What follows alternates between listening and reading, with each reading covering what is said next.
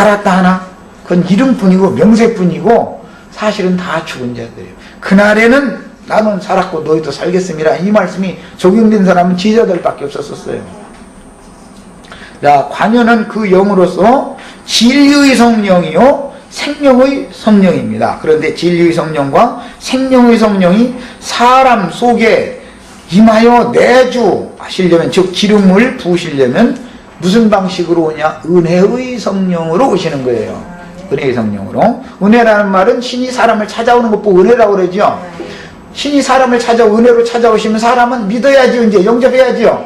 자, 은혜와 믿음은 하나님 편에서는 은혜를 보여주시는 거고 사람 편에서는 믿는 거죠. 믿는 거예요. 자, 이런 용어 하나를 정확하게 이것을 성경의 의도대로 해석을 해내야 된단 말이에요. 은혜라는 말은 신이 사람을 찾아오시는 걸 말하는 거예요. 그래서 은혜의 성령을 욕되게 하는 자들이 받을 형벌이 얼마나 더 큰가를 그래서 얘기를 하는 거예요. 구원받은 신자들은 자신의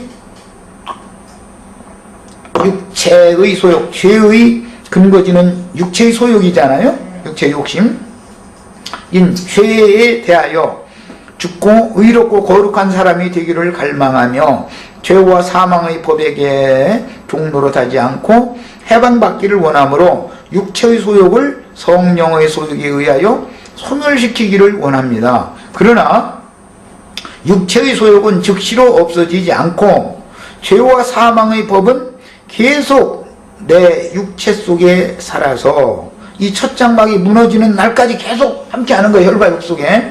혈 속에는 혈기라는 것이 기운을 잃어서 조금 덜 발동을 한다라는 것 뿐이지 80이 돼서 죽을 할머니 할아버지도 성질 낼 때는 다 돼. 80 넘은 할머니도 성질 낼 수 있어. 성질 아주 죽은 걸 혈기가 있어. 80 할머니도.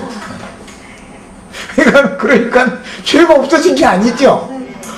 혈과 육 속에 죄성이 존재하고 있는데 예수를 믿자마자 죄가 없어졌다고 이렇게 강제를 하다 보니까 자기 실제 체험하고는 이율배반적인 의미네. 그게 믿지 않아서 그런다 이렇게 오거지를 쓴 게 믿음이라는 말을.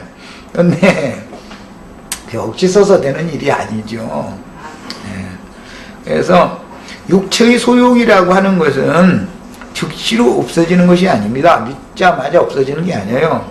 없어지는 게 아니라 육체의 소욕과 성령의 소욕이 전쟁을 하러 관유가 부어지고 나면 그 다음부터 갈등이 생기기 시작하고 이것이 잘하면 육체의 소욕으로 성령의 소욕으로 육체의 소욕을 넘어뜨리고 제어하고 다스려 먹을 때가 온다라는 것을 말하고자 하는 것이지 믿자마자 죄가 없어진다는 말이 아니죠. 그런 구원은 없습니다. 이것은 참 세상 사람들 가끔가다 심플한 것 좀 얘기하라고 했었는데 뭔가 그렇게 산뜻하고 심플한 거 좋아하는 사람 치고 가짜 구원 받아가지고 되지도 않는 소리만 했었는데 그렇지 않습니다. 성령이 임하시는 것은 은혜의 성령으로 진리의 성령과 생명의 성령이 사람의 심령 속에 이렇게 부어진 것은 그 심령을 통해서 마음, 혼을 반사시키고 또 붙고 계속 성령의 교통이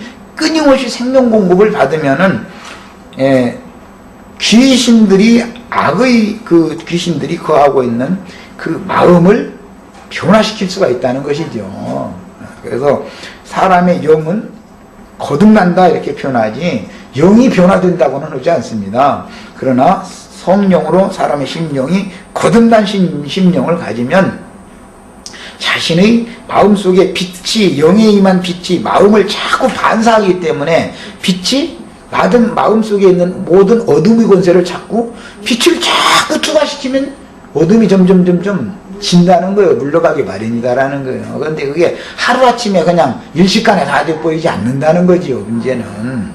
자, 이런 것이 지금 하나님의 구원 방법에 대한 기독교 교회가 참 너무 혼동을 하고 있는 겁니다. 그래서 내 혈과 육체 속에 살아서 역사하는 죄와 사망의 법이 계속 역사하므로 자신이 값없는 은혜로 얻은 구원에 대해서 어떤 경우는 의심을 할 수 있다. 내가 말로는 구원받았다고 했는데 내가 지금까지 20년 동안 신앙생활을 했는데 이게 뭐지? 하고 자기 자신의 구원을 의심할 경우도 생길 수가 있다는 거예요. 그래서 왜 그러느냐? 하나님은 각 사람에게 치명적인 어떤 약점을 딱 끝까지 머물러 놔둔다는 거예요. 끝까지. 그것으로 하여금 시험을 당하게 만드는 거예요. 그래서 인간의 육신도 체질이라는 걸 막 바꾼다라는 이런 표현도 사람들은 많이 하지만 어떤 장부 중에 어떤 장부를 특히 신체의 어떤 부위를 약하게 만들어서 내보내시는 거예요. 다 건강한 경우는 별로 없습니다. 별로 없고 어떤 부인과는 약점이 있는 거예요. 이제 이런 것처럼 사람 속에는 어떤 약한 부위가 있어요. 그런데 사람은 뭐 한 가지만 약한 게 아니라 바울 사도의 표현에 의하자면 바울 여러 약한 것들 외에는 이제는 자랑하지 않겠다. 이제 표현을 이렇게 한 걸 보면 사람이 죄가 많다는 건 약점이 많다는 것을 말하는 거다 이거예요. 죄가 많은 사람이 은혜가 더 필요한 사람이죠. 그래서 은혜로 값없는 은혜로 얻은 이 구원에 대해서 의심하거나 아예 죄의 법과 싸우려는 것조차도 포기하고 엉터리 단번 속죄의 교리에 속아서 단번에 이룬 속죄라는 그 교리를 너무 오해하고 있는 거예요. 예수님은 영 단번에 이루셨죠? 내가 이루었다 할 때는 예수님은 다 이뤘죠? 예수님이 다 이루신 사실을 관유를 볼 때 성령의 교통을 통해서 나의 심령에 한 번만 은혜를 주시는 게 아니라 날마다 은혜가 더해야 되는 거죠.